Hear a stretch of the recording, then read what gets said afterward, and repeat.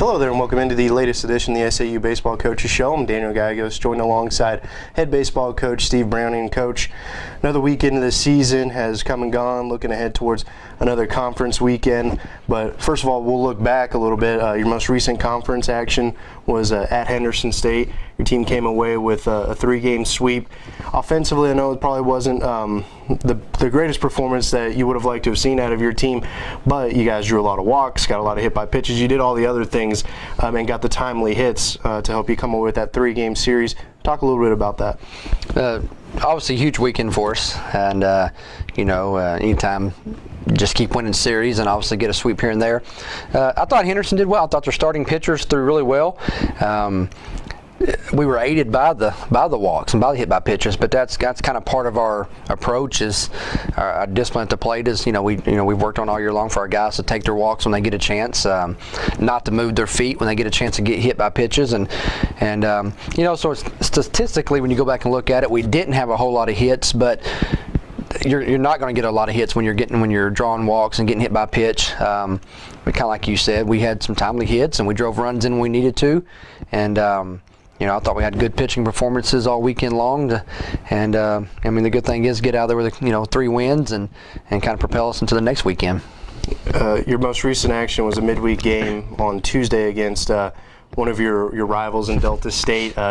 Used to be conference foes. Now they're we split conferences, but you guys still play them on a regular basis. Both of your teams nationally ranked. We came in ranked number 3, they came in ranked number 20, and it was a drag-out fight. It wound up lasting close to 5 hours. Right. You guys eventually come away with a 13-11 win in 11 innings.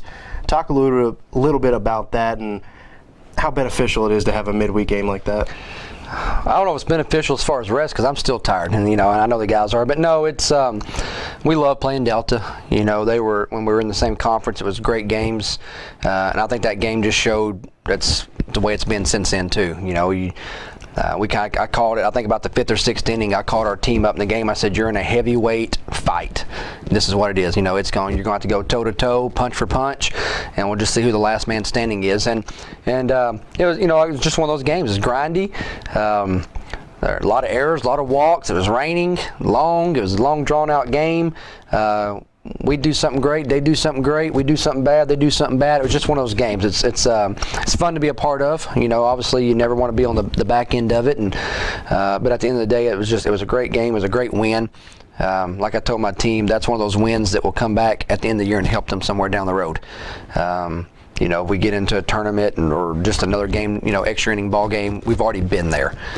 We've already played in those elements. We've already played extra inning games. We've had to face some adversity and come back and forth. So a huge win for the program, not only just for the sake of a win and battling through adversity, but also regional wise. Even though they're not in our region, they'll still count as a region game because our states touch each other. We like to think that, when the dust settles at the end of the year, they're going to win a lot of ball games, and that's just a win against a very quality team that I think will help us down the road. Another big weekend coming up. Seems like at this point of the year, every weekend's big, but this one is particularly big. Going to go on the road and take on Harding University. Harding's having a really good year this year so far, over 500, a really good conference record as well. They're a difficult team in some aspects. Talk a little bit about that matchup.